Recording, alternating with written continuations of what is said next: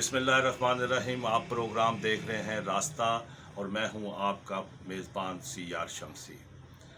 सबसे पहले तो मैं आपका शुक्रिया अदा करना चाहता हूं कि आपने रास्ता न्यूज़ को और इस मेरे प्रोग्राम को बहुत पसंद किया है और आज 5-6 दिन से जब ये आगाज़ हुआ है आपका बहुत अच्छा रिस्पांस आ रहा है। मैं आपकी मोहब्बतों का शुक्रिया अदा करता हूँ। आज का प्रोग्राम वैसे तो बहुत से मौजू थे जिन पर बात हो सकती है, लेकिन जो सूरत हाल इस खित्ते की बनी हुई है अमन के हवाले से, ख़ास तौर पर जनूबी एशिया में जो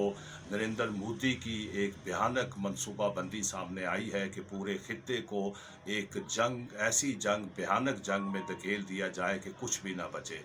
और बात करने से पहले आपको ये बात जहन में रखनी चाहिए कि जनूबी एशिया इस वक्त बारूद के ढेर पर है। यहाँ 4 ममालिक जो हैं वो न्यूक्लियर ताकत हासिल रखते हैं। चीन के पास एटमी बम है, रूस के पास है और भारत और पाकिस्तान के पास भी एटमी क़ुव्वत मौजूद है। और ख़ास तौर पर 5 अगस्त के बाद नरेंद्र मोदी की हुकूमत ने जिस तरह खित्ते को एक जुनून की तरफ धकेल दिया है, और आपको याद है कि 5 अगस्त गुज़श्ता बरस से लेकर मकबूजा कश्मीर में जो कर्फ्यू नाफज किया गया था, एक ऐसा भयानक कर्फ्यू जिसको आज 9 माह होने को आए हैं। और फिर जब कोरोना वायरस फैला और फिर एक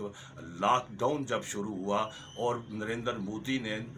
कोरोना वायरस को भी एक हथियार के तौर पर इस्तेमाल करते हुए मकबूजा कश्मीर के मासूम शहरियों को एक बीमारी और एक खौफ में मुब्तला कर दिया है। लेकिन वहाँ सब कुछ छुपाया जा रहा है। सेंसर की पाबंदियाँ हैं, पैलेट गन है, मिर्ची गन है, कब्रिस्तान वसी हो रहे हैं, लेकिन नरेंद्र मोदी को तरस नहीं आ रहा। होना तो ये चाहिए था कि जब वायरस आया है और जो पूरे भारत को लपेट में ले चुका है, बल्कि पूरी दुनिया इसकी लपेट में है, वो इंसानी नाते के ज़रिए वहाँ कर्फ्यू ख़त्म कर देता। लेकिन कर्फ्यू भी चल रहा है और फिर साथ साथ कोरोना वायरस के वार भी हो रहे हैं और मासूम बच्चे वहाँ उठाए जा रहे हैं, अगवा किए जा रहे हैं, ख़वातीन की बेहुरमती, दीवारें फैलांग कर घर घर तलाशी, एक अजीब कैफियत है जिसका नतीजा ये है कि मकबूजा कश्मीर में इस वक्त सारी सूरत हाल जो बन चुकी है वो एक इंसानी हकूक़ की खुली खिलाफ वर्जी ही नहीं बल्कि तमाम इंसानी हकूक़ वहाँ ग़स्ब हो चुके हैं। यूनाइटेड नेशन का जनेवा कन्वेंशन है जिसमें 31 नुकात हैं, आज़ादी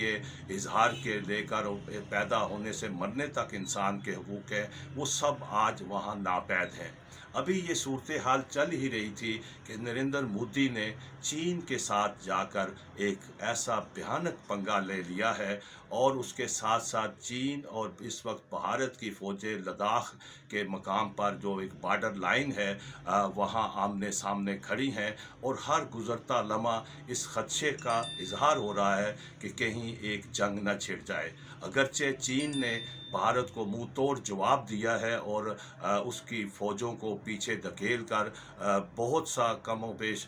20-25 किलोमीटर इलाका भारत का इस वक्त चीन के कब्ज़े में है। अगरचे बैकडोर पॉलिसी के तहत बीजिंग में और दिल्ली में और दुनिया के दीगर पावर हाउसेस मरकज़ में बातचीत हो रही है, लेकिन हालात बताते हैं कि सूरत हाल अभी तक मामूल पर नहीं आई। इसी तरह फिर भारत ने एक दूसरा एडवेंचर करने की कोशिश की कि नेपाल के सरहद के पास एक सड़क तामीर करने की कोशिश की। और नेपाल जो बड़ा एक कमज़ोर छोटा मुल्क है, लेकिन जब उसकी तरफ जारहियत की गई तो वहाँ की क़यादत ने भी भारत को दो टोक जवाब दिया है और इंतबा किया है कि वो तजावज़ात से बाज रहे। इस सारी सूरत हाल में दारुल हुकूमत इस्लामाबाद के सफारती और सियासी हलके और दफाई हलके इस खदशे का इजहार कर रहे हैं कि आने वाले दिन इस पूरी सूरत हाल में एक कहीं ऐसा चंगारी ना सुलग जाए कि पूरा इलाका जो है वो जंग की तरफ चला जाए। इन हालात में गुज़श्ता रोज़ ISPR के director general major general Iftikhar Babar ने बड़ी दो टोक बात की है और इस नरेंद्र मोदी के रवैये को पागलपन से ताबीर किया है और साथ ही इंतबाह किया है कि क्योंकि फाल्स एक ऐसा जाली ऑपरेशन के ज़रिए बहाने ढूंढ रहा है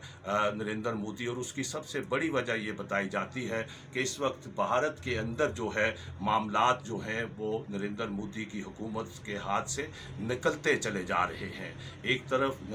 कोरोना की वजह से वहाँ अमवात बढ़ रही हैं, बेरोज़गारी बढ़ रही है, लोगों में इश्तियाल है, और ख़ास तौर पर जो वहाँ इम्तियाज़ी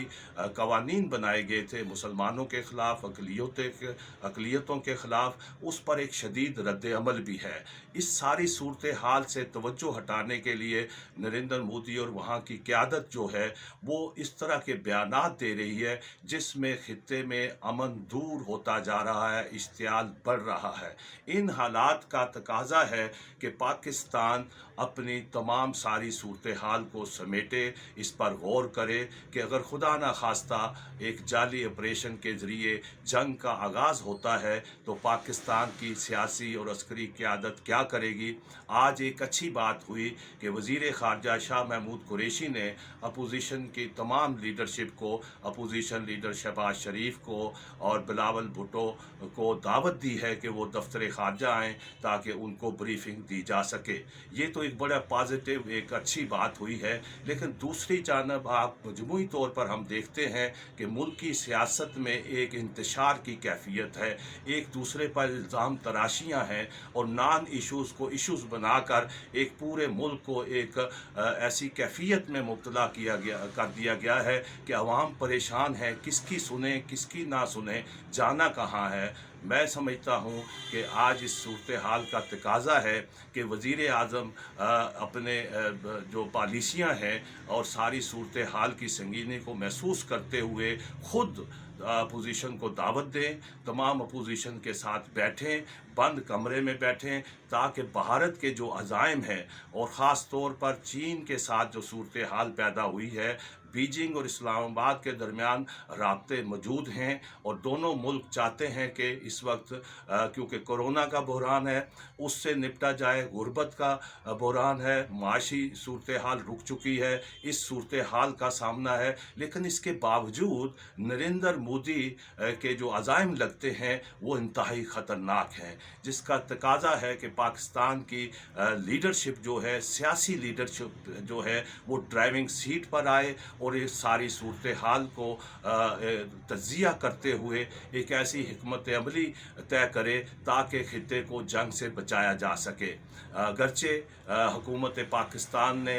यूनाइटेड नेशन को, OIC को, यूरोपियन यूनियन को खतूत लिखे हैं और ख़दशे से, इस ख़तरे से आगाह भी किया है, लेकिन ज़ाहिर है कि इस वक्त जिस तरह माजी में अभी तक इन आलमी अदारों की जानब से कोई मुस्बत पेश रफ्त नज़र नहीं आई, और ऐसा लगता है कि नरेंद्र मोदी की तमाम इंसानी हकूक़ की ख़िलाफ़ वर्जियों पर एक पर्दा पड़ा हुआ है, एक खामोशी है, एक बेहिसी है और एक मुजरमाना खामोशी है, जो इस पूरे, अगर खुदा न खास्ता जनूबी एशिया में एक जंग की कैफियत पैदा होती है, और जिस तरह मैंने शुरू में अर्ज़ किया कि ये खित्ता न्यूक्लियर